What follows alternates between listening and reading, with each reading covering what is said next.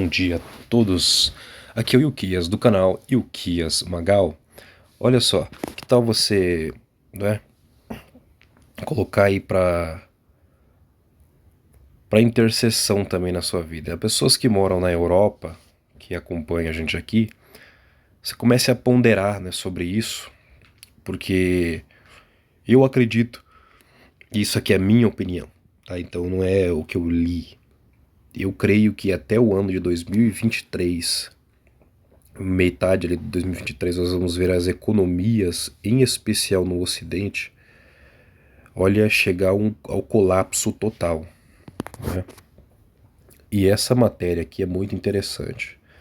Em especial a Europa. A Europa vai sofrer muito, porque desde a era da chanceler Angela Merkel da Alemanha, desde o começo, ela fez a compra do gás russo, ela tornou a Alemanha, que é a maior, é a economia número um da União Europeia, é quem mais financia a Europa, quem mais contribui financeiramente para sustentar a União Europeia é a Alemanha. Quem paga as contas da Europa é a Alemanha. É o país mais poderoso europeu.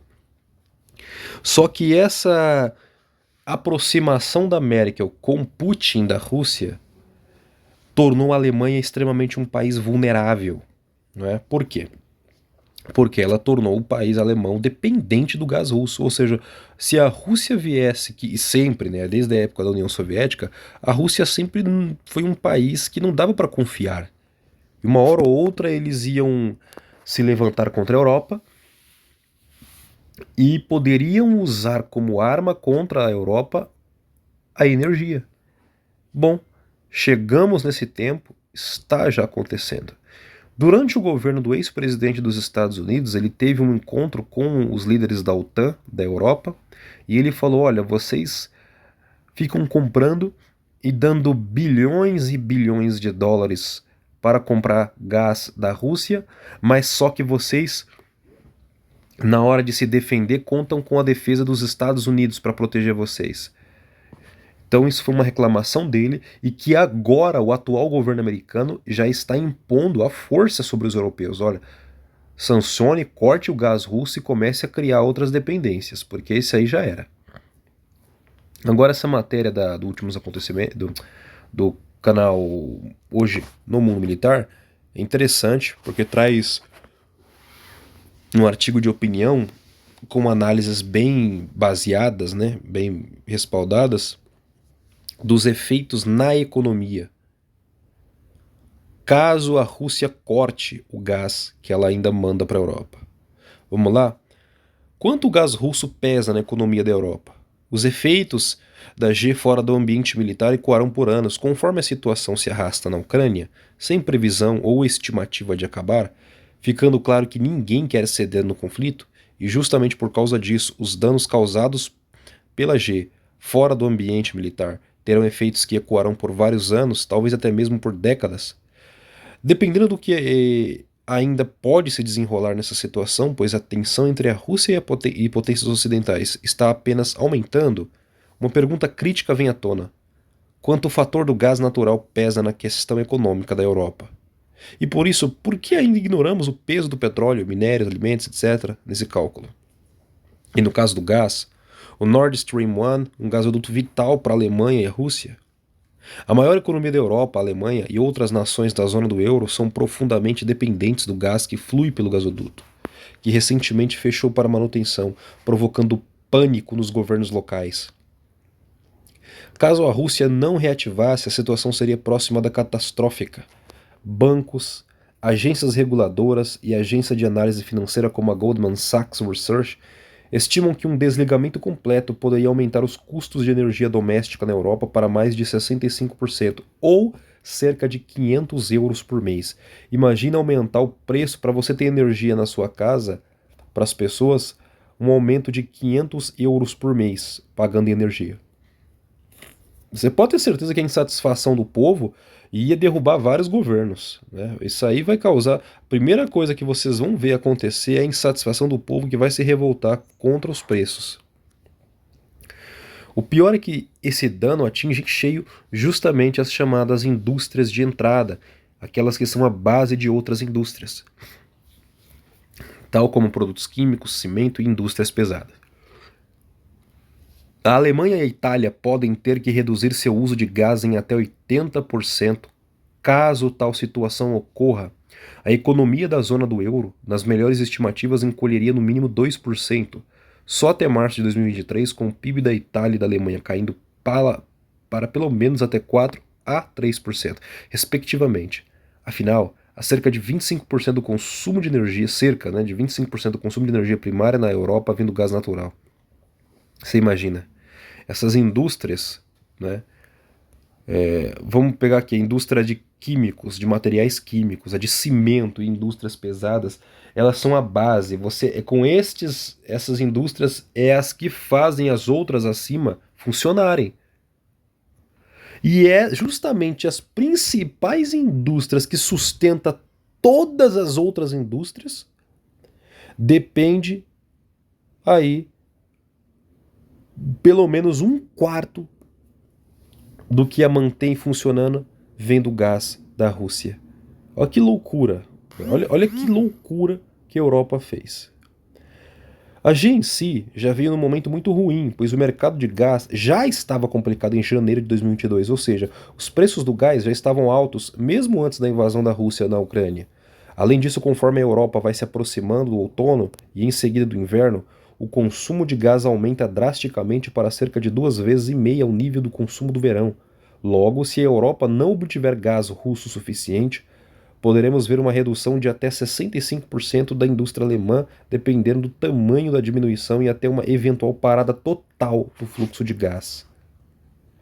Um breve sinal disso foi a parada do Nord Stream, que demonstrou como a Alemanha está altamente vulnerável a esse problema. Menos da metade do gás da Alemanha é usado para aquecimento e resfriamento civil e doméstico, enquanto aproximadamente 1/3 é usado na indústria e o resto para usos diversos. Os cenários simulados pela Goldman Sachs Research de fluxos normais de gás ao longo de 2023 indicam que os preços do gás e os níveis de inflação continuarão altos, com tendência constante de aumento, o que irá levar a uma desaceleração do consumo. E na produção, as indústrias que usam gás sofrerão com cortes no fornecimento de gás e a probabilidade de a Alemanha entrar em recessão é praticamente certa. Recessão é a economia alemã vai parar. Vão parar de produzir. As empresas vão ter que parar. Vão ter que cortar o consumo de energia para 1/3, para metade. E com isso, se a produção então diminui, se eu preciso usar a empresa, a produção menos, e eu produzo menos, então eu não preciso de tantos funcionários como eu tenho hoje. Nós vamos ver demissão em massa. Você percebe o grau que vai... E é assim, a economia funciona assim. Nós vamos ver explodir os problemas. Tá? Os países que mais vão ser afetados. A Europa é sustentada por uma tríade, né? Vocês sabem. São 3 economias que sustentam a Europa, basicamente, que é a Alemanha, a França e a Itália. E são os mais dependentes, né? A França nem tanto, mas a Alemanha e a Itália dependem muito. Nesse caso, vemos a Alemanha entrando em uma profunda recessão, com uma queda no PIB de uma ordem de pelo menos 1,5% no primeiro trimestre de 2023. Em outros países, os impactos iniciais serão maiores para a produção na Itália e menores na França e na Espanha.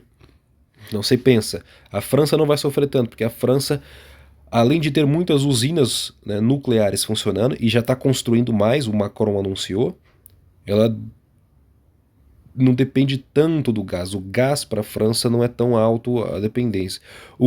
Nesse cenário pode fazer com que a França venha, né, essa Alemanha caindo, a França pode vir a se tornar aí uma potência e a liderança europeia. Então isso aí é algo que nós vamos ver mudar na Europa também. A Europa, como a conhecemos, ela vai se fragmentar. Ela não vai permanecer com essa quantidade de países unidos aí não. Tá? Nós vamos ver isso aí acabando. E aqui, porém, os impactos iniciais, pois o eixo Alemanha, Itália, França é a coluna vertebral econômica da União Europeia. Atingindo com força a economia alemã e italiana, a França não poderá aguentar sozinha e provavelmente teremos um efeito dominó por toda a Europa. Sim, porque aí se a Alemanha e a Itália quebram, que são quem sustenta economicamente a Europa, A França vai ficar tudo nas costas da França. A França não aguenta sustentar a Europa inteira. Nós vamos ver quebrar a Europa. E essa União Europeia de 30 nações vai se fragmentar. Vai virar 1 ou 2 blocos, 3 blocos. E aí nós vamos ver surgir dali mais de um reino, 2 ou 3 reinos. Bom, o FMI fala sobre isso. Tem analisado a fragmentação dos mercados e como o fato dos governos segurarem partes dos repasses do aumento do gás irá impactar a economia. Bom, isso aqui é um dos problemas, né? Opa, não é aqui agora. Vamos para a próxima matéria. Né? Matéria dos últimos acontecimentos. O que está acontecendo na Europa, né? As sinistras pedras da fome reveladas em rios da Europa após período de seca. Outro problema que a Europa está sofrendo. Vamos juntar tudo isso. A Europa está vivendo uma seca que tornou visíveis as chamadas pedras da fome, um aviso sinistro do passado pressagiando períodos de miséria. Comuns na Europa Central, as pedras da fome são rochas nos leitos dos rios que só são visíveis quando os níveis de água estão extremamente baixos. Populações que viviam entre os séculos XV e XIX, onde hoje são países como a Alemanha e República Tcheca, deixaram marcos nessas pedras com mensagens sobre as catástrofes desencadeadas pela falta de água e lembranças das dificuldades sofridas durante as secas. A inscrição mais antiga encontrada na bacia do rio Elba, que nasce na República Tcheca, corre pela Alemanha e deságua no Mar do Norte, data de 1616 e está em alemão. Ela diz, eu não vou ler em alemão, não sei, que pode ser traduzido em português como se você me vir, chore. Essas populações do século XV e XVI, eles fizeram inscrições na pedra porque faltaram água. Ali a Europa viveu uma seca, né? Quando o rio secou, e eles escreveram na pedra como um lembrete para as gerações futuras. Olha, quando você me vir, se você ver essa inscrição, então começa a chorar, é sinal de que, olha, tá vindo uma seca por aí. Períodos de miséria virão. Seca, né? Menos chuva, então menos água. Sem água, não precisa nem explicar muito, né? Sem água nada funciona.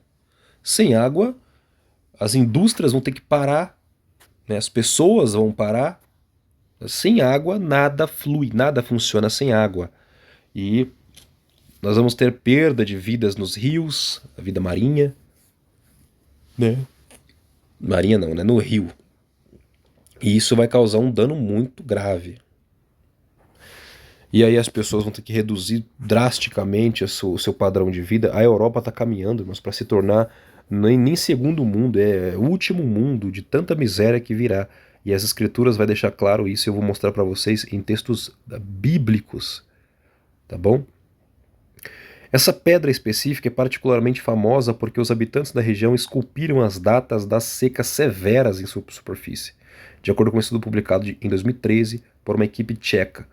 Os anos de 1417, 1616, 1707, 1746, 1790, 1800 até 1893 podem ser lidos na pedra. Na cidade de Pirna, na Alemanha, há um registro nos arquivos da cidade que aponta a existência de uma pedra com o ano 1115 gravado, mas a localização exata deste marco não é mais conhecida. Abre aspas, a vida florescerá novamente quando esta pedra desaparecer, fecha aspas, diz outra das rochas esculpidas. Abre aspas, olha o que está escrito em outra. Quem uma vez me viu chorou, quem me vê agora vai chorar, fecha aspas. O Senhor tenha misericórdia da Europa, tenha misericórdia do povo europeu, tenha misericórdia dos cristãos, daqueles que temem a Deus que ali estão, em nome do Senhor Jesus. Outra pedra diz, abre aspas, se você vir essa pedra de novo, vai chorar. A água estava baixa até aqui no ano de 1417, fecha aspas, diz outra. Períodos de seca eram ainda mais graves no passado que hoje em dia, porque as pessoas tinham muito menos recursos logísticos e tecnológicos para driblá-los. Níveis tão baixos de água significavam pobreza e carestia para muitas cidades e povoados. No passado, a área da Europa Central, que inclui a Alemanha, República Tcheca, Eslováquia, Áustria e Hungria, dependia de terras férteis ao longo das margens dos rios para produzir alimentos. É outra coisa. Quem mais depende da água são os agricultores. E os agricultores agora com menos água. E outra coisa, na França, você vê algumas praias na França onde os chuveiros públicos já estão desligados, não pode usar para economizar água. Se for visto alguém lavando o carro na rua, vai ser multado. Lavando calçada com mangueira, né, multa neles. Então as pessoas estão sendo instigadas na Europa, em especial na França, a economizar água. Vai ter que ter uma mudança de pensamento nas pessoas. E a primeira coisa, alguns, inclusive eu vi no canal da Débora G. Barbosa, que ela recebeu informação de algumas pessoas que ela conhece na Europa, e outros, né, mas aí são canais alternativos, né? É óbvio que a grande mídia não vai falar isso, né? Mas que na verdade não está tendo seca coisa nenhuma, mas as torneiras estão sendo fechadas.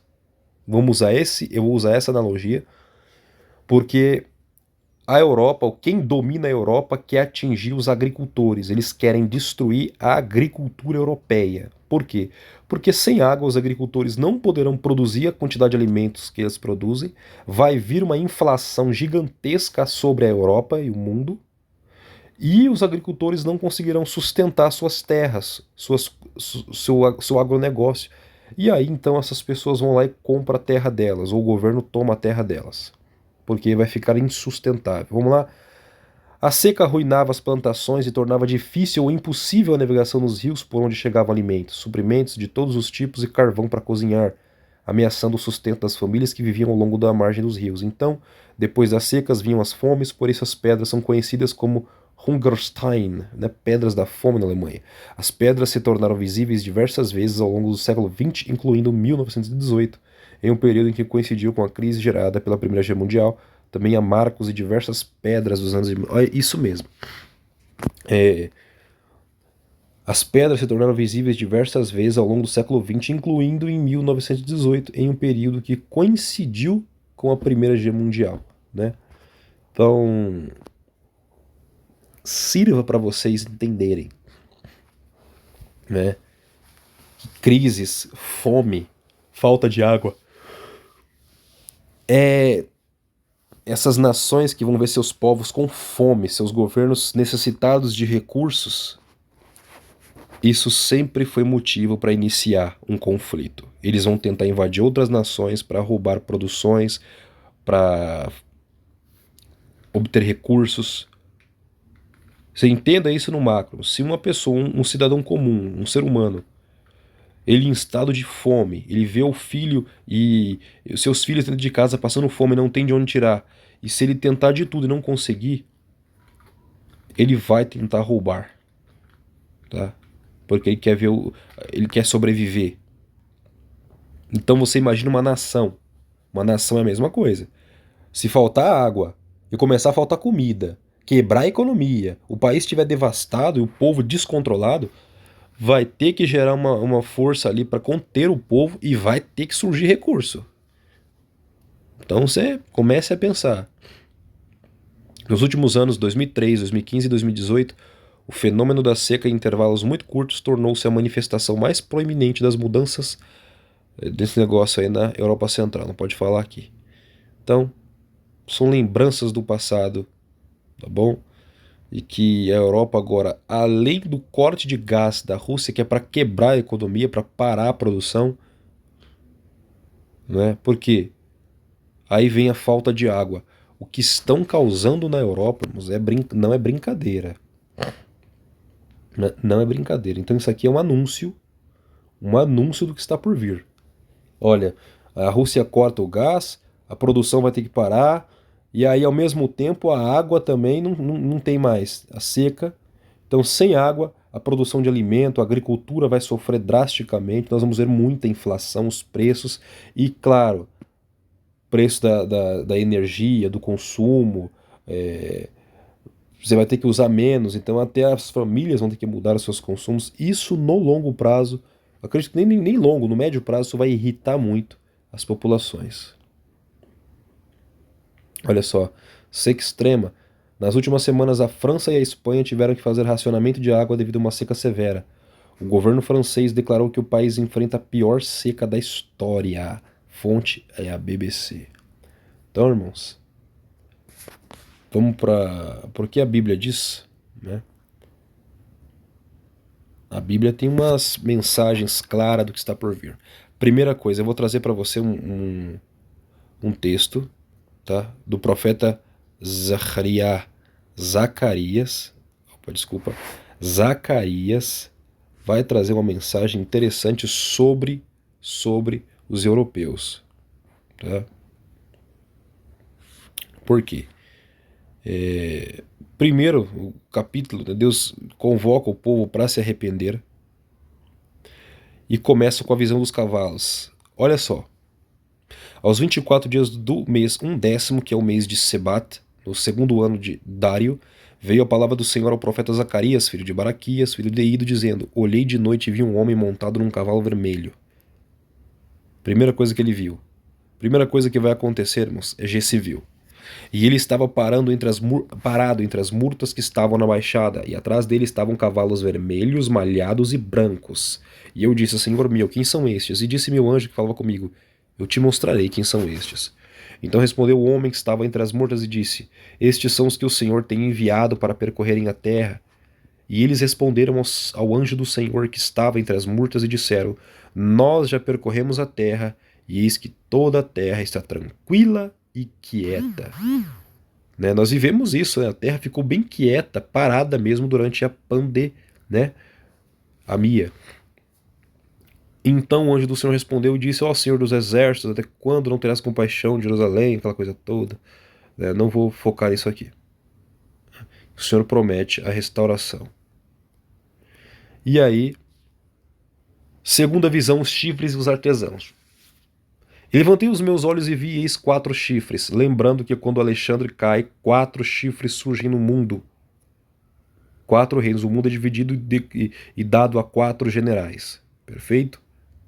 E eu disse ao anjo que falava comigo: Quem são estes? E ele me disse: Estes são os chifres que dispersaram a Judá, a Israel e a Jerusalém. E o Senhor me mostrou 4 carpinteiros, são 4 ferreiros, né?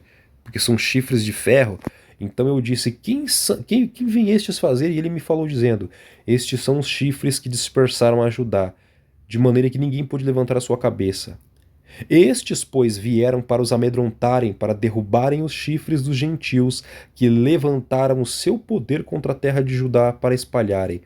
Ou seja, Deus levantará 4 artesãos, que vai aos 4 cantos da terra, que vai em todos os reinos da terra, e vai abater as nações pela forma como elas espalharam Judá, como fizeram mal a Judá, Israel e Jerusalém. Assim estes serão também destruídos.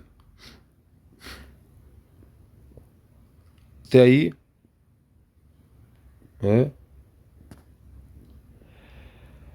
E o Senhor faz uma profecia muito interessante para as nações.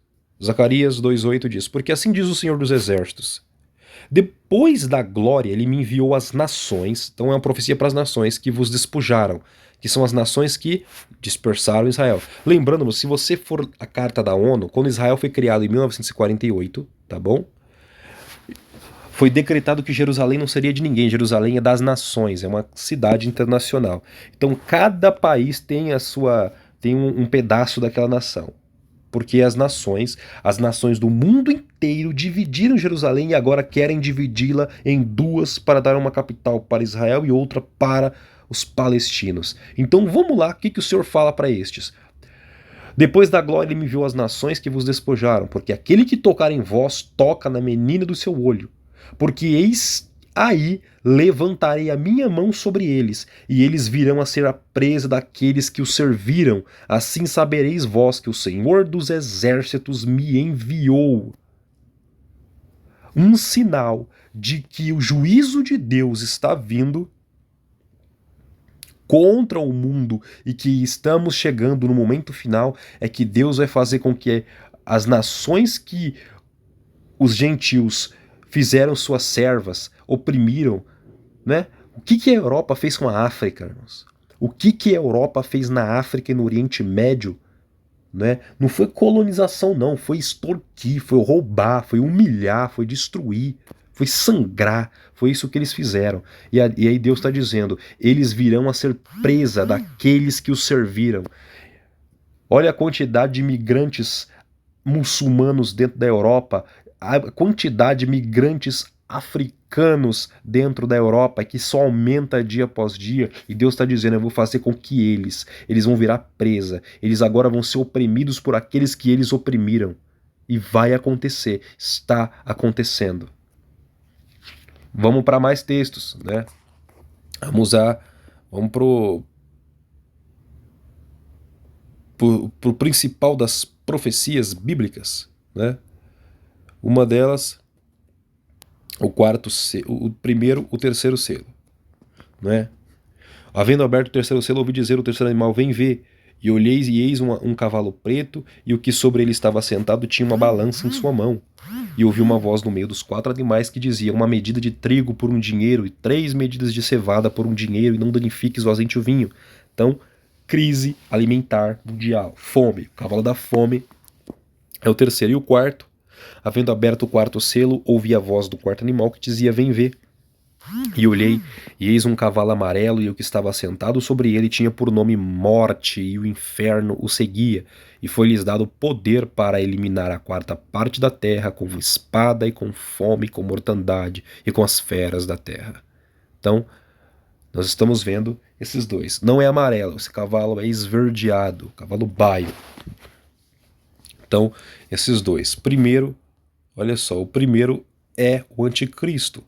É o branco. O branco é a paz. É uma falsa pureza, mas é alguém que trará paz mundial. O segundo, o vermelho, fala-se então, né, após o branco vem o segundo, que é uma G civil. É pôr os homens para... Ele vai tirar a paz da terra e fazer com que os homens se levantem uns contra os outros e se autodestruam. Agora, para completar aquilo que eu disse a vocês, né? Vamos lá. Zacarias, capítulo 6, diz o seguinte, para onde esses cavalos vão? E aí você vai entender, aí você começa a se posicionar. Por quê? Porque se você souber, irmão, se vocês entenderem os sinais, vocês precisam ler a Bíblia. Estudem a Bíblia todos os dias, leiam a Bíblia. Mas se você lê pelo menos um pouquinho todo dia, leia e grave os textos bíblicos, porque o que acontecer no mundo, quando acontecer, você vai saber em qual momento você está, como orar, como se preparar, porque você já entende, olha, isso aí o Senhor falou. Então vamos lá, 8ª visão do profeta Zacarias, os carros de G. Em outra vez, levantei os meus olhos e vi, e eis que 4 carros saíam dentre 2 montes, e estes montes eram montes de bronze. É interessante, né? Por quê? Ele fala de 4 de novo. Lembra? Eu falei para vocês, são 4 chifres que Alexandre o Grande conquistou o mundo inteiro. E quando ele morre, ele dá os 4 reinos cedado a 4 generais que governam o mundo, né? É fragmentado. O Império Grego é fragmentado em 4 impérios. Bom? E Deus diz que vai mandar 4 artesãos. 4. Quem são os 4 artesãos que vai devastar as nações pela forma como fizeram com Israel? A Bíblia diz, tá? 4 carros saíam entre 2 montes. Perfeito. E os montes são de bronze. Qual era na estátua de Daniel, capítulo 2, o bronze representava que império? O Império Grego-Macedônio de Alexandre. O Império Grego é o Império do Bronze. Então Deus está dizendo, deste império surgiram 4 chifres. E para este mundo que virá, que é o que nós estamos agora, nós estamos ainda na era do Império Greco-Romano, virá 4 artesãos que vai devastar as nações pela forma como eles fizeram com Israel. Verso 2, no primeiro carro eram cavalos vermelhos. Primeira coisa que você vai se espantar e ver nas nações. Primeiro virá um conflito civil. E eu falei para vocês, com inflação galopante, falta de água seca, corte de gás, de energia para manutenção da indústria das nações, as pessoas vão ser levadas a uma crise, falta de dinheiro, falta de alimento, e aí nós vamos ver um tentando roubar do outro, se levantando contra o governo. Então nós estamos vendo o quê? marchar o vento do cavalo vermelho. E no segundo carro, tá escrito, no segundo carro, após isso, quem que vem? Cavalos pretos. Opa! Cavalo preto é fome. Então, conflito civil precede a fome. Por quê? Porque em cenário de caos, nada funciona. Olha o que foi feito no Sri Lanka. Quando começa o caos, a primeira coisa que o povo faz é quebrar mercados, roubar mercados, quebrar lojas, quebrar empresas, porque ninguém consegue trabalhar no cenário desse, em caos civil. Ninguém, o trabalho não funciona. Então vamos pro verso 3. No terceiro carro, cavalos brancos são os diplomatas. Após isso começar no mundo, vem então os cavaleiros brancos, que é a diplomacia, virá então aqueles que vão tentar promover a paz no mundo. E no quarto carro, cavalos malhados, são os verdes. Todos eram fortes. Então segue a linha que o profeta está dando. Primeiro virá uma guerra civil mundial. Depois os pretos, vem a fome, porque tudo vai parar. No terceiro vem os cavalos brancos, se levantarão, então, o anticristo, junto com seus ministros, promoverão a paz, vão tentar fazer acordos de paz, a diplomacia se levanta. E no quarto carro, após os cavalos brancos virem, vem os malhados. E o malhado é o quê? É a fome, a morte, né? A morte por meio da fome, da espada, da peste dos animais selvagens. Por quê?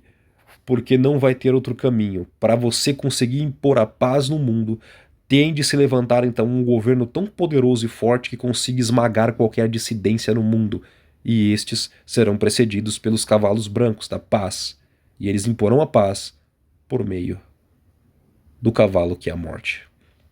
4. E respondi dizendo ao anjo que falava comigo: que é isto, Senhor meu? E o anjo respondeu dizendo-me: estes são os 4 espíritos dos céus, saindo de onde estavam perante o Senhor de toda a terra. O carro em que estão os cavalos pretos sai para a terra do norte, e os brancos saem atrás deles, e os malhados saem para a terra do sul. Opa, peraí, o cavalo preto vai para o norte, e o branco sai atrás dele. A fome virá fome sobre o norte. Tá bom? Então é sinal de que o vermelho, o conflito civil, também vem dali. Por quê? Porque não está dizendo aqui para onde vai o vermelho, nada disso. Só está dizendo de 2, né? 3, na verdade. O vermelho não. A Bíblia diz: primeiro vem o vermelho, depois vem a vista o preto. Vem conflito civil e virá fome. Vem os cavalos pretos para a terra do norte e atrás deles os brancos. Os que virão farão paz. O anticristo, ele vem das terras do norte, ele vem do norte. E os malhados, que são os verdeados, saem para a terra do sul. Então nós viramos as nações do sul passando pela, né, não fome, né? Virá fome, mas é morte por espada, por pestilência, muitas doenças, né? E o caos total. 7. E os cavalos fortes saíam e procuravam ir por diante para percorrerem a terra. E ele disse: ide, percorrei a terra, e percorreram a terra. E chamou-me e falou-me, dizendo: eis que aqueles que saíram para a terra do norte fizeram repousar o meu espírito na terra do norte.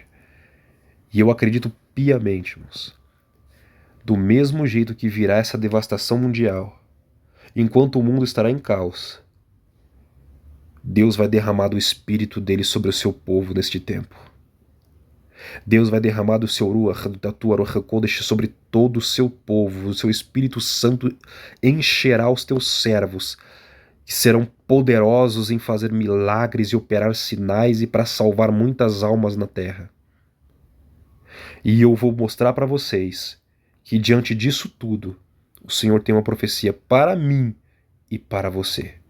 O profeta Isaías é um dos que vai tratar disso. Isaías 32, né, 15, diz o seguinte: o derramamento do Espírito, até que se derrame sobre nós o Espírito lá do alto. Então o deserto se tornará em campo fértil, e o campo fértil será reputado por um bosque, e o juízo habitará no deserto, a justiça morará no campo fértil, e o efeito da justiça será paz, e a operação da justiça, repouso e segurança para sempre. Mas descendo, olha só, e o meu povo, 18, e o meu povo habitará em morada de paz, e em moradas bem seguras, e em lugares quietos de descanso. 19. Mas descendo ao bosque cairá Saraiva, e a cidade será inteiramente abatida. Bem-aventurado vós, os que semeais junto a todas as águas, e deixais livres os pés do boi e do jumento. O verso 18 diz: o meu povo vai habitar em morada de paz, eu derramarei do meu espírito sobre eles, vos farei justiça, o juízo vai habitar no deserto. O Senhor está dizendo: vou afastar o juízo do meu povo, não haverá juízo contra o meu povo, justiça farei para eles, o efeito da justiça que eu farei trará sobre eles paz, repouso e segurança. Eles vão habitar em moradas de paz, em moradas seguras, em lugares quietos e de descanso. E o Senhor está dizendo: mas descendo o bosque, lembra? Olha só, o campo fértil será reputado por um bosque. O Senhor está dizendo: mas quando você sair, se alguém não estiver no meu lugar de paz, descendo o bosque, vai cair Saraiva e a cidade será inteiramente abatida. Ou seja, enquanto os que estiverem fora estão sobre chuva de destruição, sobre a cidade sendo abatida, sobre destruição e caos, o meu povo, qual eu vou derramar do alto o meu espírito, vai habitar em paz, é seguro e quieto em descanso. Então confiem no Senhor, porque grande é aquele que nos livra. Eu deixo para vocês este estudo de hoje, essas matérias, essa mensagem, e peço, se inscreva no canal, compartilhe essas informações, porque é muito importante. Que Deus os abençoe, em nome do Senhor Jesus Cristo, de Yeshua Messias. Fiquem todos em paz.